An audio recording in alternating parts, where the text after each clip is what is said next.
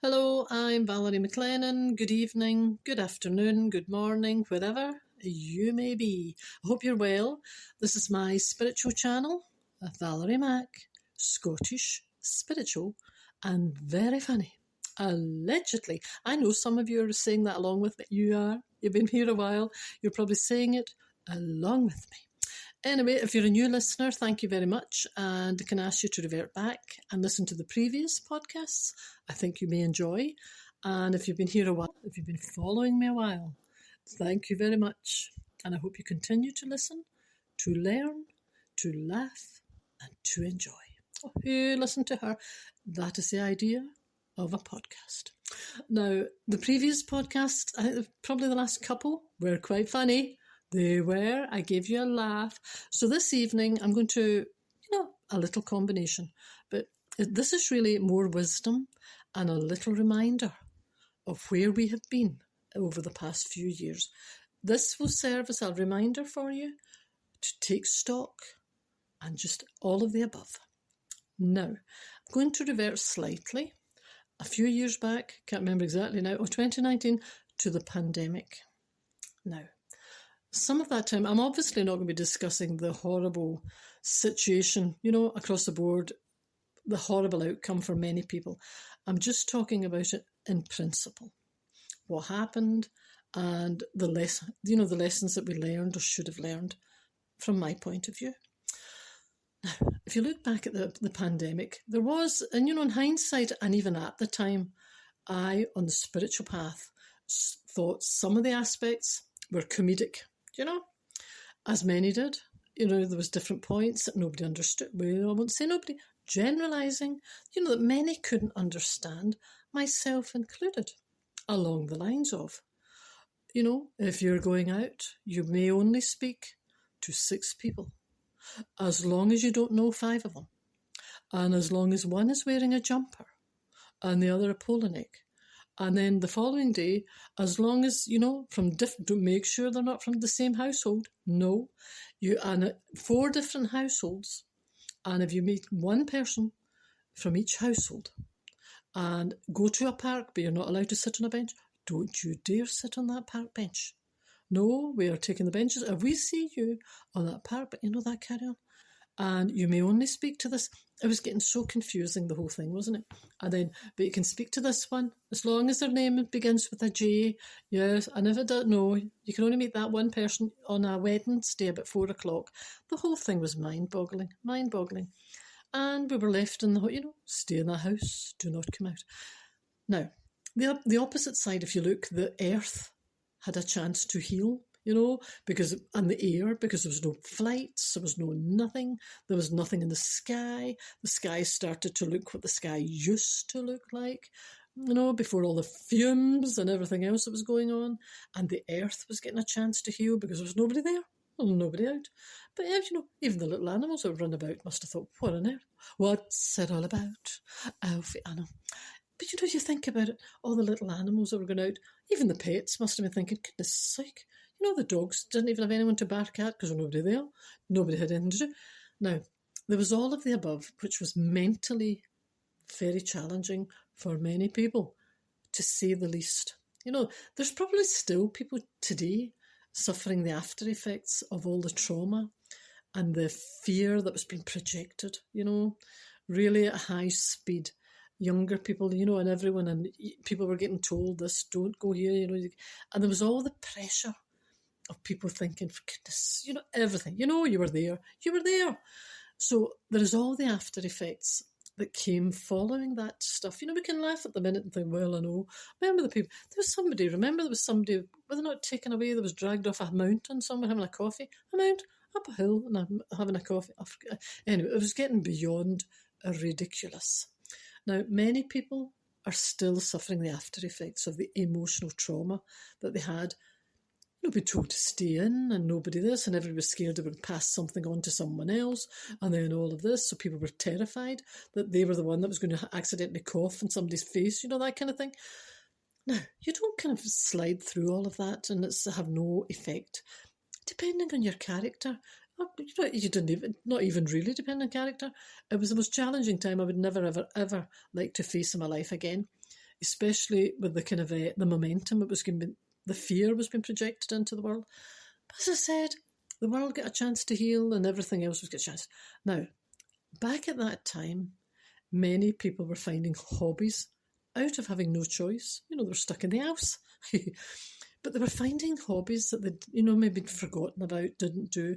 I know people were saying, I've cleaned every last cupboard in that house 1,000 times. I know everybody's houses were spotless because nobody could do anything else. So people were doing that. Then again, there was families kind of stuck in the same house. And like the old joke that people used to say, this is a kind of tongue-in-cheek, but sadly there was a bit of reality in there. They were saying that somebody would say they were upstairs in their house and I came down the stairs and there's people living in this house and they seem quite nice.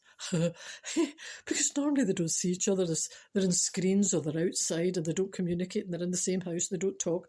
Suddenly everything came to a screeching halt and people were thinking, who are you? Who are you in this house? That kind of thing. Families I'm referring to. Turning around and saying, who are you?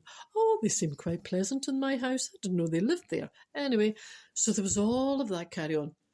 People being forced in many ways into having to communicate. People that were, all of this. Then there was the other side of the people who on their own through that. It wasn't everyone that had families and living in the one house. And then there was people kind of solitary in their own house, not allowed to have anyone, not to talk to, and don't go out, you're allowed out for 10 seconds, we're watching you, don't you dare go out twice in the one day, that kind of thing.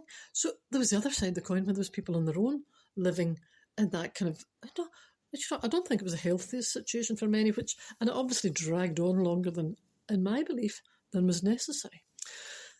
Anyway, the other side, I was going to say, when people were finding hobbies and they were reflecting on their life because they had nothing else to do. Nothing.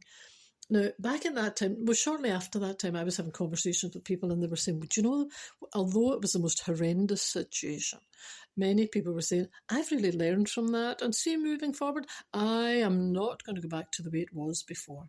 The speed of life and nobody focusing on anything and screens and things and this and that and the rush and the hurry and everybody focusing on this and focusing on that. So many people at that time said that they had taken stock of their life and they realised the important aspects of their life, the very basics. You may call it basic, I don't. The basic parts of their life. At that time, they realised that those aspects are the main aspect you should be focusing on your life. And as I keep saying, on your last gasp on earth, you won't care about whatever, material things. You won't care about this. You won't care about your medal. You won't care about this. Where's my certificate for that blooming thing? I learned a language. Where's that blooming certificate? You won't really be caring about a lot of that stuff. What you will be caring about are the basic, aspects of your life, your health, your mind, your body, your spirit, everything that you should be focusing on. Now, if you look back at the pandemic, that was a time when many people had no choice but reflect and press the reset button. Now, on Earth, the reset button should have really been, at that time, because as I said, the sky was all clear because there was no flights, there was nothing, there was no fumes. The sky was getting a chance to kind of heal. The Earth was getting a chance to heal. We were getting a chance to emotionally heal. Although it was a horrific time, and the whole world felt as if it just came crashing to a stop. It's like anything in life, you can either learn from it or you can come out of it kicking and screaming. And this is what I keep saying all the time. Every single choice and every challenge we have in life, we can learn from it and move on, or we can keep going round in a circle and round in a circle and magnifying it and stewing over it forever. I know which choice I would like to make. The other aspect that I found at that time when talking to people afterwards, they were saying it was their own character and other people's characters, because it was heightened. Because if you were in a house with a lot of different people, family or whoever they are, they were then kind of forced into that situation and having to manage situations that normally they could go out during the day. If it was tricky, if you know what I mean, if it was emotionally challenging, they could get out during the day and come back. But some people were forced to be stuck in this situation all of that time with, situations that's not too maybe mentally, emotionally healthy.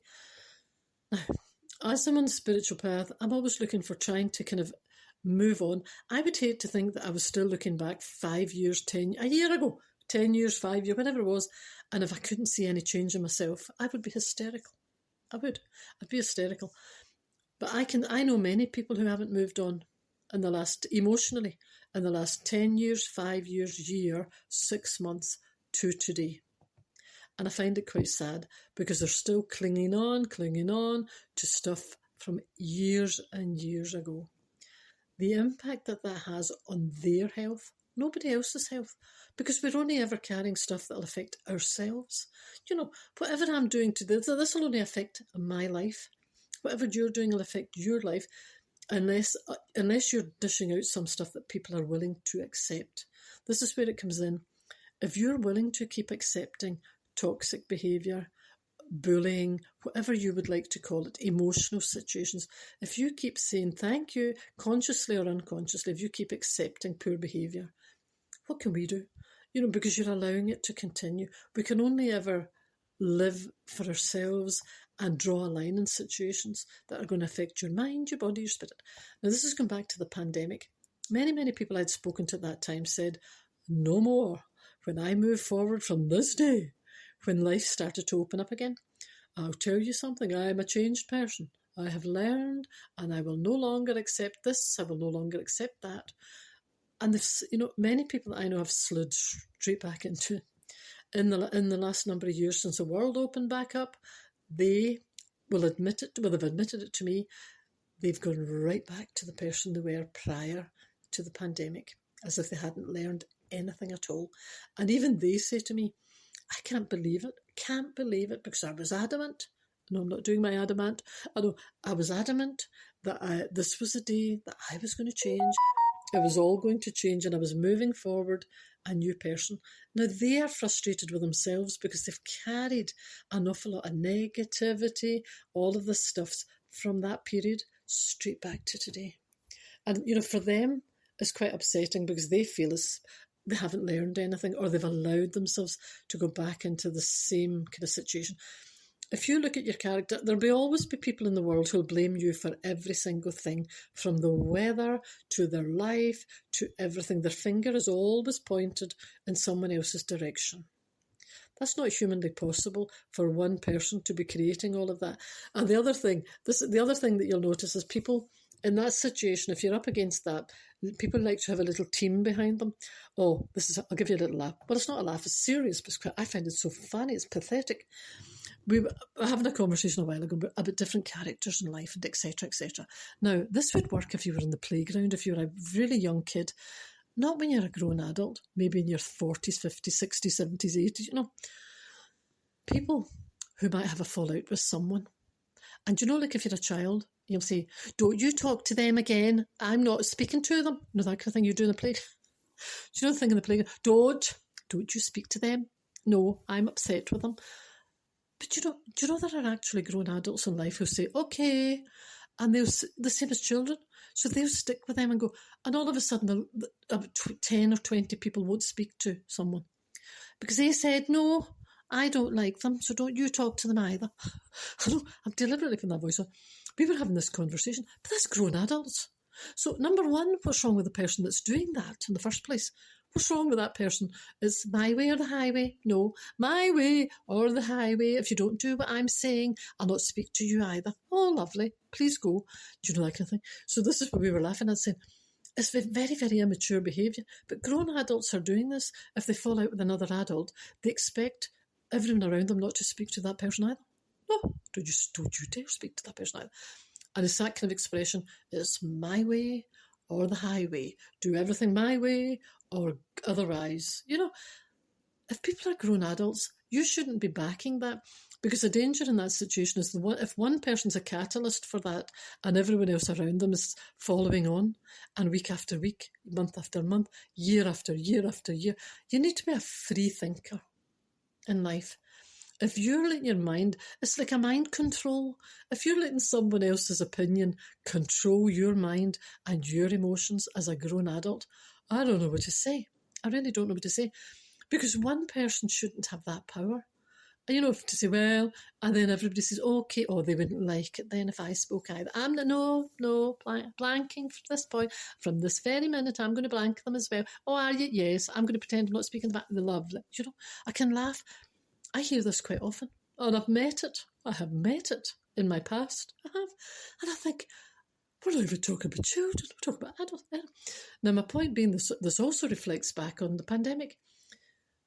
People should really have learned and reset their mental, emotional button at the pandemic. If you come through the pandemic and out to this and you've not changed at all, and you're still holding on to petty, negative kind of griefs, you've not learned a thing. You've not learned one thing from all that you've come through at the pandemic. You've not grown spiritually, you've not grown emotionally, and you're just stuck in resentment and negative land. Now, my point being, many, many people were really determined after the pandemic and what we've all come through to look at their lives, realise why they're here. Remember, your mind, your body, your spirit are all connected. If you're carrying all of that in your head and in your mind, it has nowhere to... I hope you get this on board. It has nowhere at all to go apart from into your body and your spirit. Your body and your spirit. It doesn't matter. The other people, whoever the resentments towards, it's not affecting them. It is your head, your thoughts, and if you're going to carry that from the rest of your life, you're only affecting your own mind, body and spirit. Nobody else's. I hope if you take anything from this pandemic, from this podcast, you take that. Now, this is it. I just wanted to remember, we were having conversations a while ago. We were talking about three of us, about the pandemic. And if you can, I know without a shadow of doubt, I've changed a lot since the pandemic. If that didn't change you, I don't know what it's going to take. Now, look after each other. Ponder my words, because they're very important.